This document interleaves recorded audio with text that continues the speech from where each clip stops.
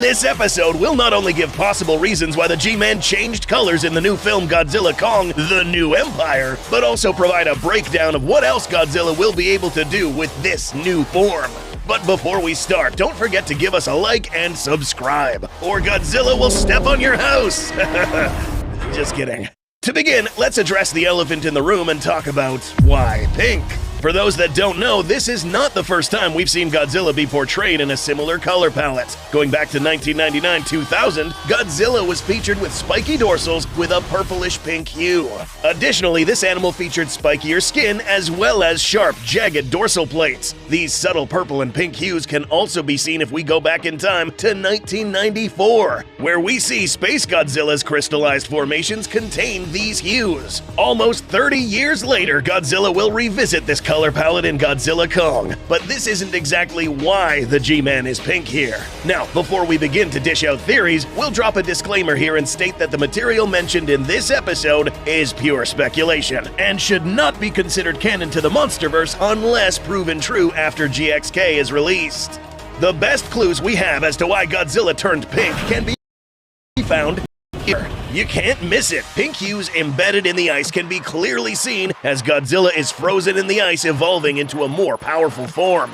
As per IGN's article released before the trailer, this pink coloration, or better described as magenta-hued energy, is something that is not newly introduced in this film. Yes, we see a vast amount of pink-colored crystals in Hollow Earth caves, and we were introduced to plenty of pink-colored crystal structures in the trailer, but if we go back in time to the events of Godzilla vs. Kong, we'll notice an interesting detail. In this clip where Nathan Lind and company breached the Hollow Earth's veil leading into the Vile Vortex, we witnessed all sorts of coloration appear on the windshields of the heaves. These were most likely some visual of magnetic or energetic currents that were quickly bypassed by the Hollow Earth exploration craft. This phenomenon also occurred in Monarch: Legacy of Monsters. And what do we see here? Pink, indicating that this coloration, along with the blue color signature, could be one of the several energy forms found down here. Keep in mind that this is science fiction, so not everything will align with the actual science. However, an interesting takeaway from this is that the color signatures or hues seen so far displayed by Hollow Earth phenomena closely resemble that of auroras. What are these? These are light displays that happen as a result of disturbances to the Earth's magnetosphere caused by solar wind, which happens to be highly radioactive.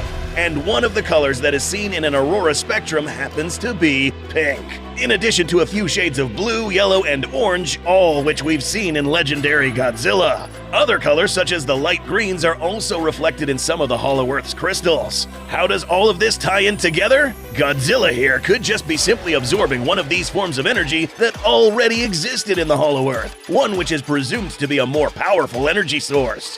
As a result, the G-Man's dorsal plates, which are responsible for expelling and storing this energy, will now reflect this pink hue. And not only that, something that always matches the color of these dorsals is Godzilla's atomic breath, which also happens to be, you guessed it, or magenta. Note how we haven't seen how this pink atomic breath reacts upon hitting the target, but it's likely that it will produce a different type of destructive damage. Is it hotter than the blue? Well, it's hard to tell.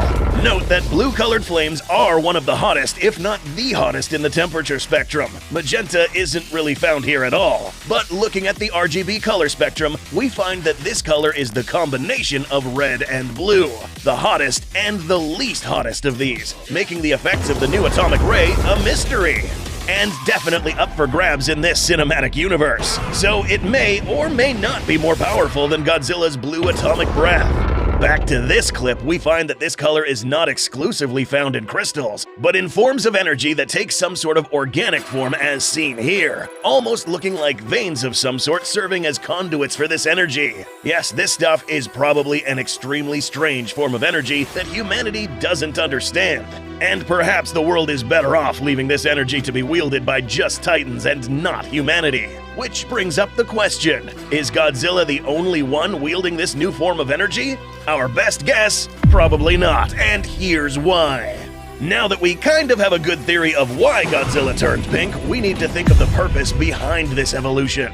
Note that this said more powerful form is probably a response to something that happened before this evolved state. Before, Godzilla used to glow blue, wielding energy that was probably surpassed by another foe. That's right, something or someone caused Godzilla to go take a nap and evolve. Perhaps someone who is also wielding this power. Who? Well, it's common knowledge by now that Scar King isn't going to be the only big kaiju around here causing problems. There is some cave art floating around, originally found in Call of Duty's Warzone Godzilla vs. Kong event, showcasing this creature, who was confirmed to be also appearing in Godzilla Kong.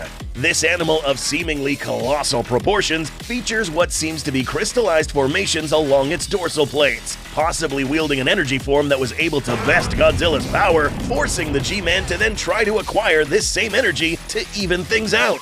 If true, we are seeing Godzilla become more powerful out of necessity and not just because. For this additional Titan in more depth in a future episode, subscribe to Not Mid It. This new energy that we are introduced to did a lot more than just make Godzilla glow pink. The absorption of this energy came with more interesting side effects. That's right, legendary Godzilla is seen to wake up with a few relative upgrades, if you can call them that. Godzilla is now seen to be a lot more leaner, especially from the abdominal area and thighs. The advantages of this evolution are the following. Less weight to move around, allowing Godzilla to run even faster than before. This does look a bit bizarre, but makes some sense given that these new, less heavy appendages do allow Godzilla to lift his knees higher and make much longer and faster strides, making him much faster than when he charged Ghidorah in King of the Monsters. The disadvantages of being leaner would be the possibility of being lightweight. This weight disadvantage would be offset if Godzilla grew much taller, but this doesn't exactly seem to be the case. However, one indisputable upgrade is the presence of longer, more muscular armature. Godzilla isn't too bad at using his forelimbs for combat, in fact he's actually pretty good. But in this film, he'll not only have better reach, but also be able to use them as an extra point of stability. Longer arms such as these would easily allow him to take a more effective quadrupedal stance, allowing him to stand up faster, crawl, or even climb. We can expect Godzilla to be an even more fearsome combatant thanks to this new design. Frankly, this was actually required for Godzilla, since Scar King will most likely be a strong and agile combatant. The new Titan? In some cases, it also helps a lot if you're much more agile than the big, heavy opponent. Godzilla has one last set of upgrades courtesy of his last evolutionary nap. If we look closely, we'll see that Godzilla evolved to have more thorny skin, most notably on the brows. These glowing formations were not there before, making him look more fearsome. Additionally, another spiky upgrade seems to be on the tail. If Godzilla's tail wasn't already OP, capable of flooring 121,000-ton kaijus with one swipe, this tail is now armed with thagomizers, a total of 4 to 6 dorsal plates that appear on the tips of this tail. Anything on the receiving end of this will have to endure the entire force of this tail on these smaller tips, making this a potentially lethal weapon that can kill with one well-placed hit. We've seen what a supercharged dorsal can do. Now imagine what a dorsal packed with centrifugal force, high temperatures, and sharp tips can do. Death is found on the end of this tail.